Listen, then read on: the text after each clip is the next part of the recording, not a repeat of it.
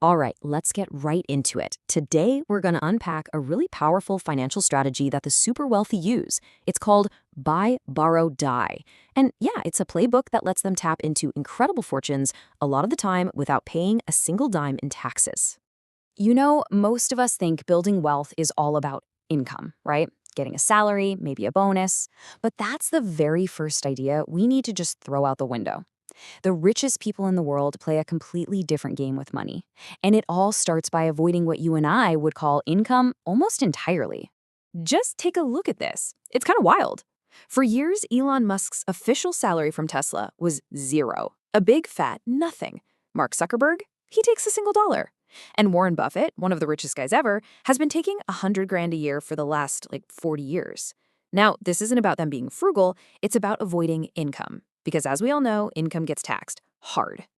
And this right here, this reveals the core secret we're talking about today. It's like there are two totally different financial systems operating at the same time.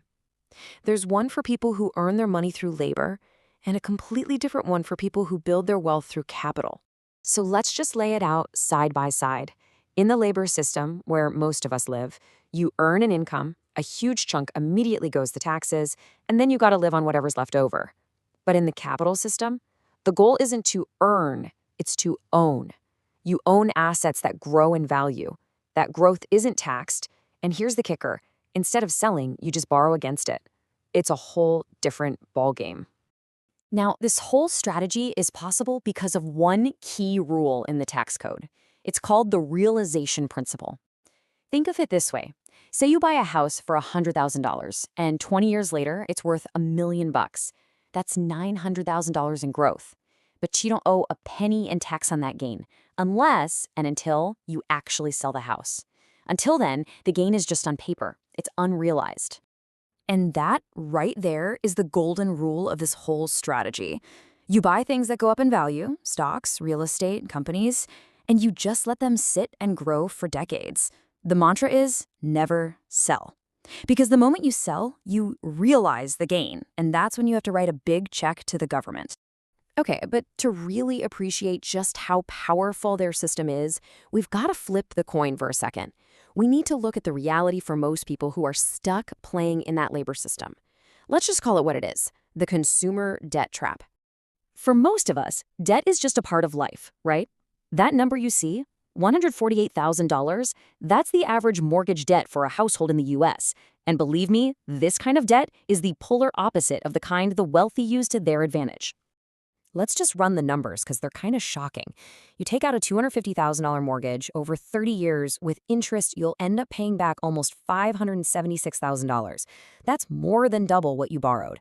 For the first decade, pretty much all your payments are just going to the bank as interest. It's brutal.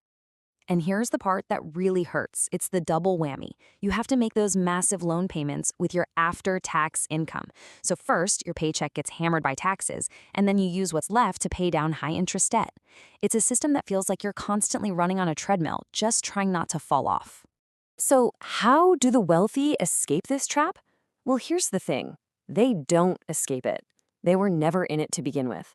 They play that entirely different game we were talking about, using this simple three-step playbook. Buy, borrow, die. So let's walk through it. It sounds deceptively simple, but it is profoundly effective. It's a three-act play. First, you buy assets that are going to grow. Second, you borrow against those assets to live your life. And third, at the very end, you pass on all that wealth, usually completely tax-free. And it all starts with ownership. Step one, buy. The goal here isn't a fat bank account. It's a massive portfolio of assets that make money while you sleep. This is exactly why CEOs take their pay in stock, not cash. They're building their asset base, letting it quietly compound year after year. But of course, this brings up the obvious question. You're probably thinking, okay, wait a second. If all my money is tied up in stocks and I never sell anything, how do I actually pay for stuff? Like food or a yacht? And the answer is surprisingly simple. It's step two, borrow. See, when you walk into a bank with a portfolio worth hundreds of millions of dollars, they don't see you as a risk. They see you as a walking, talking vault. They are lining up to lend you money using your assets as collateral. And the interest rates they get, they are just ridiculously low. While the average person is paying 7% on their mortgage or maybe 20% on a credit card, a billionaire borrowing against their portfolio might pay something like 2.5%. I mean, when your assets are growing way faster than that, it's basically free money. And because it's a loan, it's not income, which means it's tax-free cash. They can use this money to live an amazing lifestyle, start new companies, or, and here's the really brilliant part, they use that borrowed money to buy even more assets. It just creates this powerful wealth-building loop that keeps on spinning. But there's one final act to this play, the end game. And honestly, this might be the most important and maybe the most mind-blowing part of the entire strategy. It's what happens at the very, very end. Yep, you heard that right. The final step is to die. I know it sounds grim, but in this financial world, death is the ultimate tax loophole. It's the event that triggers a legal maneuver that can literally erase generations of potential tax bills. It's all because of this thing called the step up in basis. Okay, so here's how it works. Imagine your grandpa bought some stock for $1 million, and now it's worth $10 million. If he sold it, he'd owe a ton of tax on that $9 million gain, but he holds it until he passes away. His heirs inherit the stock, and its official cost steps up to the current market value of $10 million. So if they turn around and sell it the next day for $10 million, legally, there's no gain. That nearly $2 million tax bill, it just, poof, it vanishes. So you might be wondering, what about all those loans they took out? Well, that's taken care of too. There's often a huge life insurance policy that's designed specifically to pay off all outstanding debt when they die. The insurance money settles the loans, and the heirs get the full, clean portfolio, ready to start the whole cycle over again. When you boil it all down, it comes back to this one powerful idea.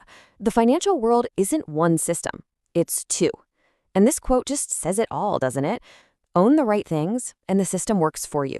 Own nothing, and you work for the system. At the end of the day, buy, borrow, die isn't just some clever tax strategy. It's a completely different way of thinking about money, debt, and taxes. It's a different mindset.